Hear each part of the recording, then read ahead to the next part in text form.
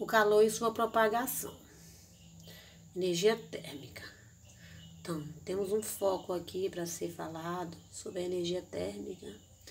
É que quando observamos o mundo material à nossa volta, encontramos casas, plantas, automóveis, pessoas, a atmosfera, o ar, a água, pedras e tantos outros representantes de matéria.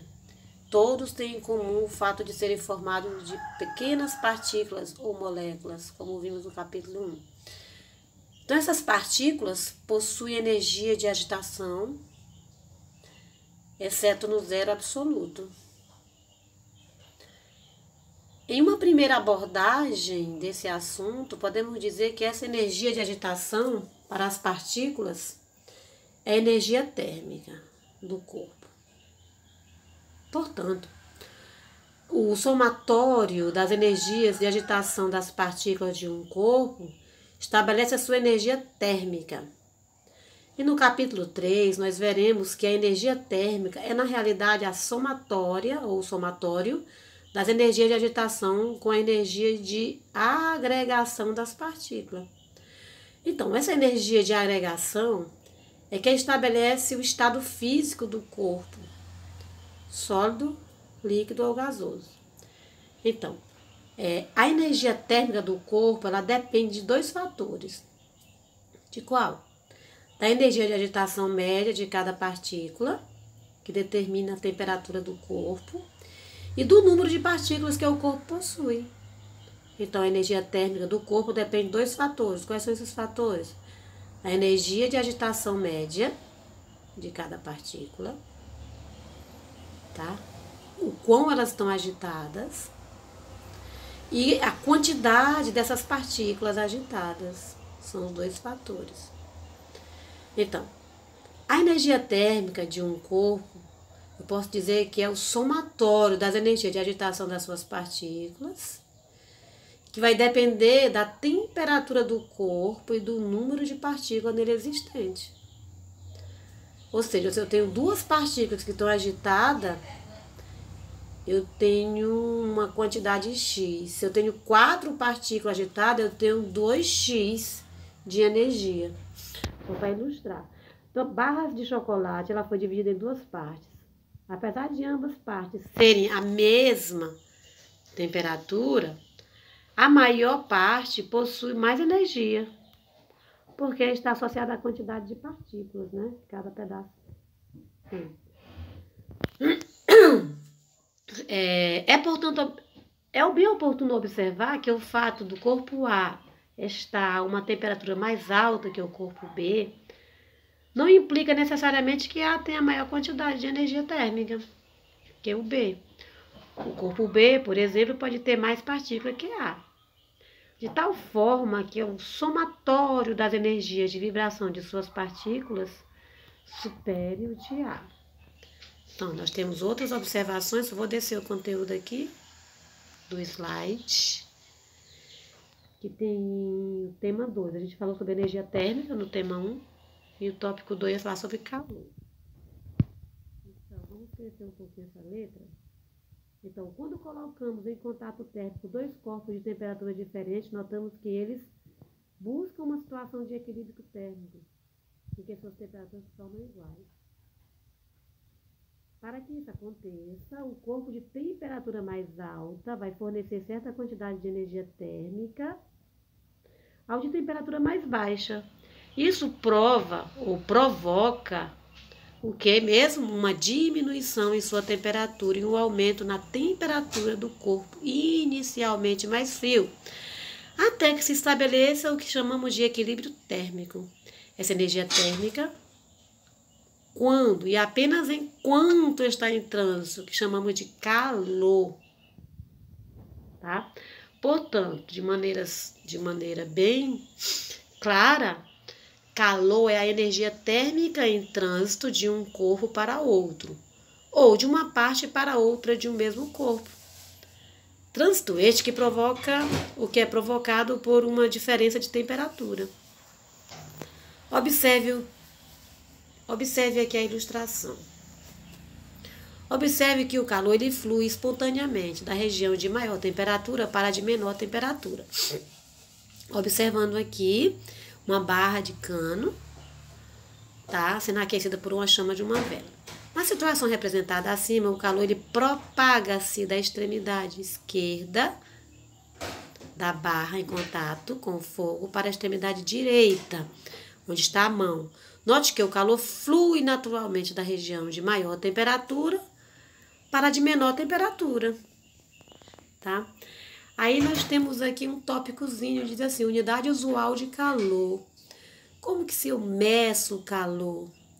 Então, sendo o calor uma forma de energia, e no Sistema Internacional de Unidade, SI, a unidade de medir energia, o Joule, simbolizado pelo J, esse nome foi uma forma de que a comunidade científica encontrada para homenagear o físico inglês James Prescott Joule, que nasceu em 1818 e findou sua carreira em 1889. Que, entre outros trabalhos, demonstrou a equivalência entre a energia mecânica e a energia térmica. Então, esse assunto vai ser estudado detalhadamente no capítulo 5, quando estivermos vendo a termodinâmica. Essa aqui é a página inicial do capítulo 2. E temos a segunda página, tá? Que a gente vai abrir aqui com todo carinho para explanar o assunto. Diz assim, ó. Além do Joule, podemos usar também a unidade de caloria chamada Cal. Simplificando. Para expressar a quantidade de calor. Essa unidade é pouco utilizada nos laboratórios, mas muito usada nos livros escolares. Inicialmente, a caloria foi definida como uma quantidade de calor necessária para fazer 1 grama de água, da substância água, sofrer a variação de 1 grau. 1 grama de água mudar a temperatura em 1 grau Celsius. Porém, observou-se que essa quantidade de energia era um pouco diferente quando se aquecia 1 grama de água de 10 graus Celsius para 11 graus Celsius e de 90 graus Celsius para 91 graus Celsius. Por exemplo, assim foi estabelecido um valor médio que acabou se encaixando entre 14,5 e 15,5 graus Celsius. Então, uma caloria ou uma cal é uma quantidade de calor de 1 grama de água pura, que 1 grama de água pura deve receber sob pressão normal, para que sua temperatura seja elevada de 14 graus e ponto 5 a 15,5 graus Celsius. 1 caloria é a quantidade de calor que 1 grama de água pura deve receber para variar sua temperatura em 1 grau Celsius. Então, na comparação com a definição de Joule, estabelecida como trabalho realizado por uma força de 1 Newton, quando o ponto em que a força é aplicada se desloca 1 metro na direção da força, encontramos equivalência entre as unidades. Olha só.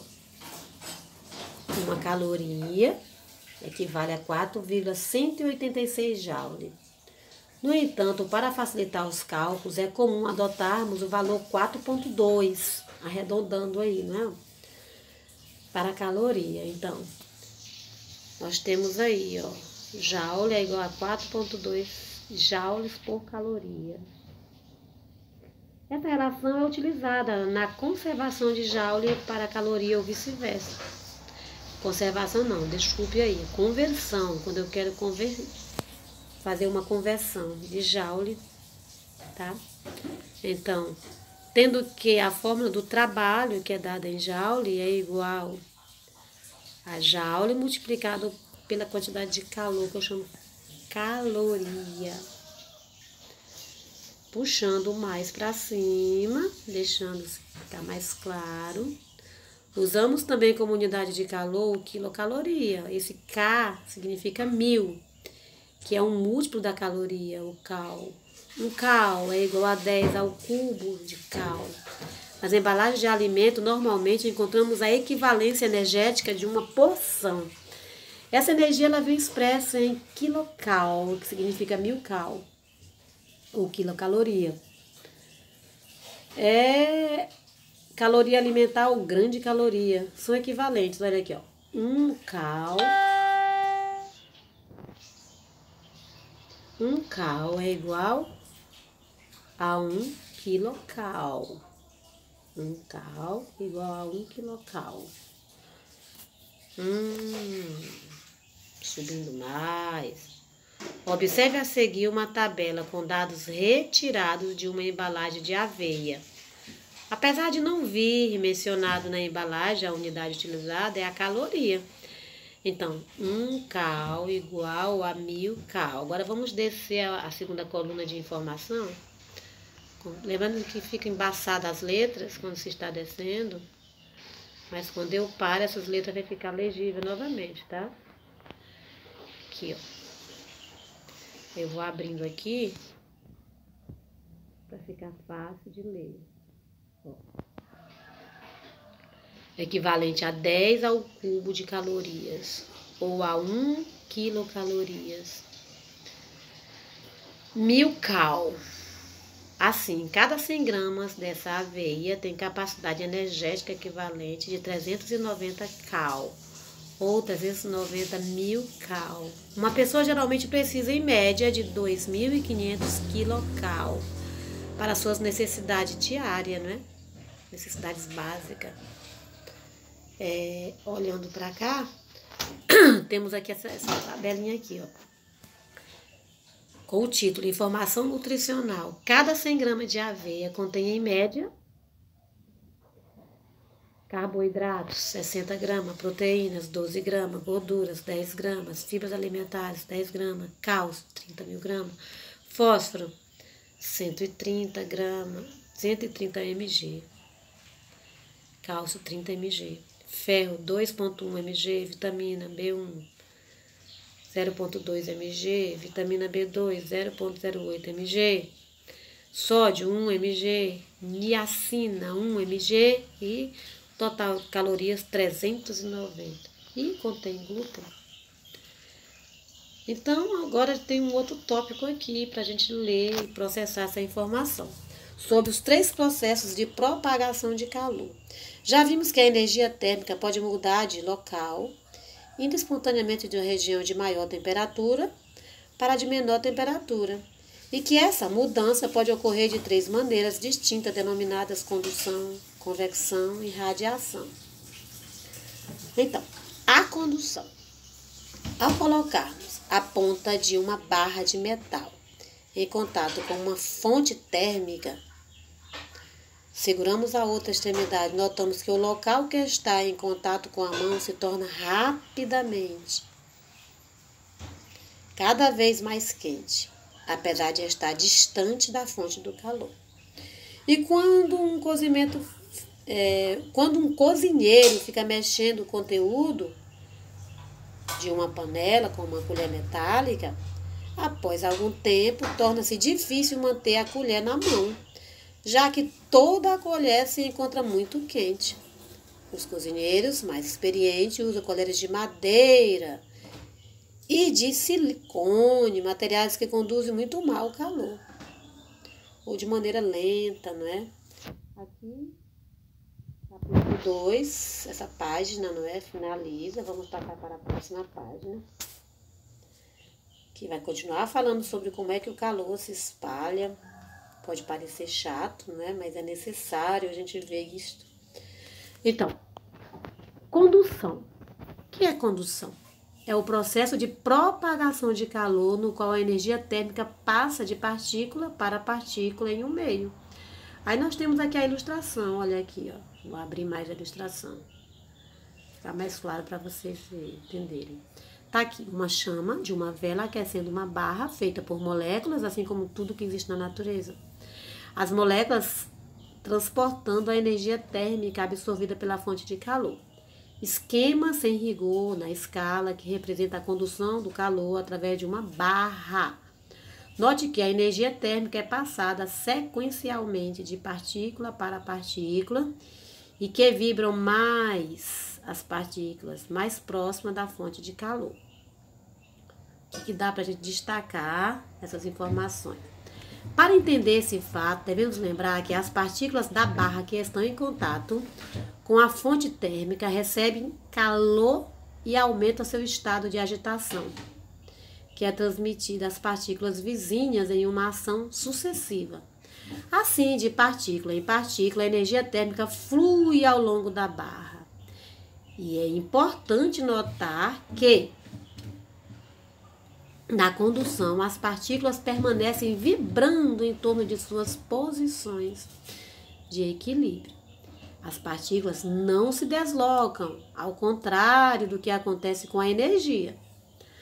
Destaquemos que, como a ocorrência da condução requer existência de um meio material, esse fenômeno não ocorre no vácuo, ok? Nós temos aqui um pizzaiolo preparando uma pizza.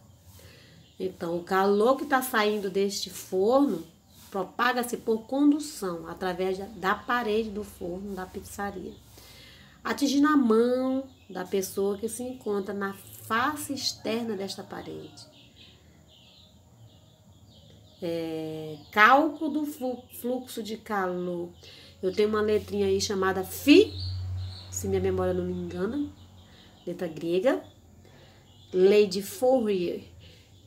O que é essa lei de Fourier? Jean-Baptiste Joseph Fourier, de 1768 a 1830, nasceu em uma família pobre na segunda metade do século XVIII, em Auxerre, Borgonha, na França. Ele estabeleceu um marco na física, na medicina e na matemática, criando parâmetros no estudo da teoria do calor. O que vamos ver a seguir é uma simplificação matemática dos estudos de Fourier para a condução do calor que flui através de uma barra de seção transversal uniforme. Para tanto, vamos considerar esse L como o comprimento metal da barra, azão. Vamos chamar de área da barra de seção. L, comprimento, A de área. Página 22, minimizando para voltar no restante das informações, na segunda coluna, que está assim. Coloquemos as extremidades dessa barra em contato térmico com dois meios A e B, cujas temperaturas constantes são respectivamente θA e θB, onde θA é maior que a θB. Para evitar possíveis perdas de calor, a barra é isolada termicamente ao longo de sua superfície. Aqui, ó. Nós temos aqui a área de seção, né? Que eu vou chamar aqui espessura A. Meio A, meio B. Sentido do fluxo de calor, indicado pela setinha rosa. Devido à diferença de temperatura entre as extremidades A e B, há um fluxo de calor ou corrente térmica através da barra, no sentido da extremidade mais quente para a mais fria. E a intensidade desse fluxo térmico é definida pela razão entre a quantidade de calor Qzão, que atravessa uma seção transversal da barra, e o intervalo de tempo ΔT correspondente, cuja expressão é dada por Φ. Então, esse zerinho cortado eu chamo de Φ, uma letra grega que está representando a lei de Fourier, que é a quantidade de calor dividida pelo intervalo de tempo. Então, só subindo mais aqui, para ficar mais claro o texto. A unidade usual do fluxo de calor é a caloria por segundo, cal por segundo. Tá? Inicialmente, as diversas seções da barra apresentam a temperatura variável, decorrido certo intervalo de tempo. Entretanto, essas seções assumem temperaturas constantes, mas diferentes entre si. Nesta situação, atingiu-se um equilíbrio e o fluxo de calor dá-se em regime permanente ou estacionário. Nesse caso, o fluxo de calor é o mesmo em qualquer seção da barra. E a temperatura θ ao longo dela obedece a esse gráfico que vai ser representado a seguir. Deixa eu subir o gráfico aqui. Está aqui o gráfico. Observe que nós estamos destacando aqui essa linha cor-de-rosa, tá? Que está em declínio. E no eixo vertical, tá? Tá representado os valores da temperatura. E temos o eixo D, que eu creio que está se referindo ao comprimento ou à distância, não é? Então, nós vimos aí que a temperatura θB subiu não, teve um declínio, não é? Observe que no início a temperatura θB é 1. E com o passar, né, da distância, nós temos aqui θ em função do comprimento, temperatura em função do comprimento. Então, quanto maior a temperatura, preste atenção aqui, ó, quanto maior a temperatura, maior será esse comprimento, ou maior essa dilatação, digamos assim, né? No regime permanentemente, o fluxo térmico depende de quê? Compreenderam aí o gráfico? O gráfico ele está dando um comprimento inicial A e um comprimento final B, tá? E uma temperatura θB, e uma temperatura inicial e uma temperatura final θA.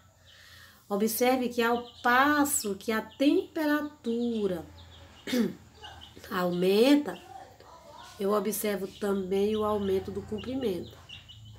No regime permanente, o fluxo térmico depende de 4 fatores: a área de seção transversal da barra, do seu comprimento e dos meios A e B,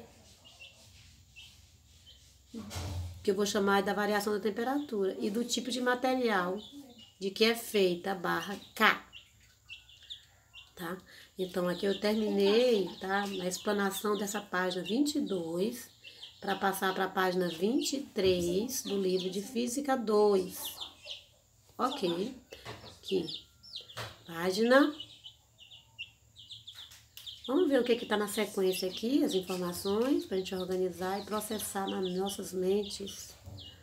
Olha só, bota esse menino. Matematicamente, tais grandezas são relacionadas pela equação a seguir. Olha aqui. Φ é igual a K vezes a área, vezes a variação da temperatura, dividido pelo comprimento. A grandeza K é uma constante característica do material da barra, sendo denominada de coeficiente de condutibilidade térmica. A grandeza K, os valores do coeficiente K pertencem ao meio, aos metais, aliás. Os valores do coeficiente K pertencem aos metais, que são os melhores condutores de energia térmica.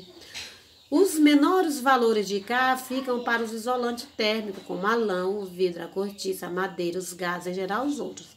Ao lado, temos uma tabela dos coeficientes de condutibilidade térmica, tá? Não é de dilatação, é de condutibilidade. Os piores condutores de calor são os gases. Isto é explicado pelo fato de as partículas no estado gasoso estarem mais afastadas, dificultando a passagem da vibração térmica de uma para outra partícula. Os sólidos, em geral, são os melhores condutores. Na lista observada, o cobre é o melhor condutor de calor. A explicação é dada pela forte agregação das partículas, facilitando a transferência das vibrações térmicas.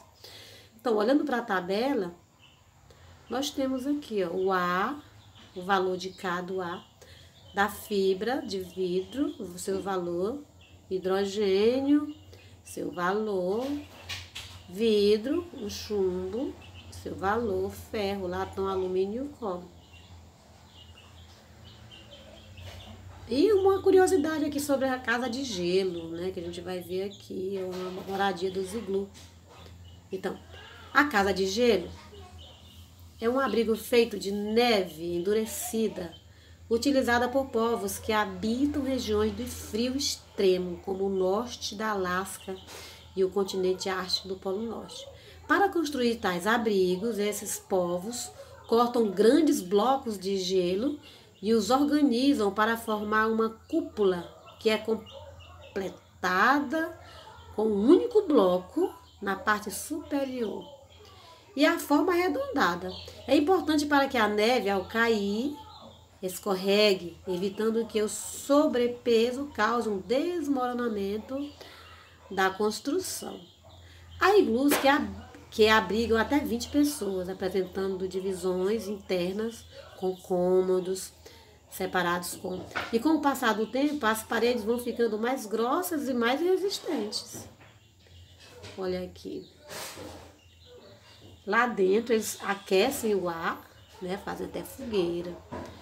Como o gelo apresenta coeficiente de condutibilidade térmica pequeno, entre 2 vezes 10 a menos 4 calorias por segundo, ele pode ser considerado um bom isolante térmico. Assim, o calor produzido no interior do iglu, pela transpiração e respiração das pessoas, bem como a energia resultante da queima de óleo, de foca, outro combustível utilizado, permanece no interior, aquecendo aquele local. Enquanto isso, a temperatura externa pode chegar até a menos 50 graus Celsius no inverno. Enquanto isso, as criaturas ficam aquecidas e abrigadas, não é? A forma arredondada possibilita que seja feita uma fogueira na forma central, região mais fria, e que as pessoas fiquem nas laterais, onde desce o ar mais quente devido à convecção. Então, aqui a gente viu essas informações, né, nessa página. Vamos passar para a página seguinte, página 24. Então, a página 24, pessoal, tem algo também curioso. Faça você mesmo, fio metálico, condução de calor. Vamos ver o que diz aqui, ó. Vimos neste capítulo que a transmissão de calor pode ocorrer por condução, convecção ou radiação. Vamos agora realizar um experimento que consiste em verificar o processo de condução de calor através de um fio metálico. Atenção, esse experimento envolve fogo. Realize-o apenas com a supervisão do seu professor. Material necessário: pedaço de fio de cobre, desencapado,